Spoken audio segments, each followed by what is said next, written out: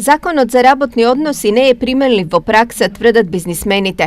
Ваквата констатација доаѓа од низата недоречености кои законот ги содржи, а кои се покажале како голем проблем и за работодавачите и за работниците. Се појавија како проблеми поимот, например, волонтерство, поимот работа од дома, поимот флексибилно работно време, поимот пробна работа.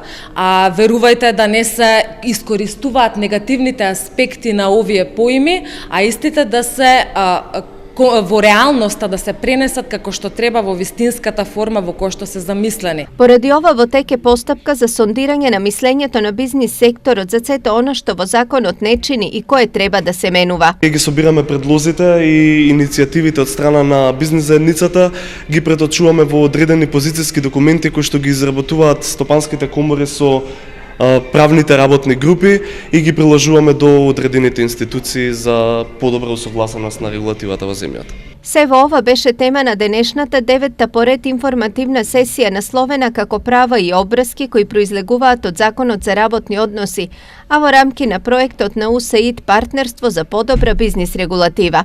Станува збор за проект кој се спроведува во период од 4 години, односно од 2016 до 2020 година.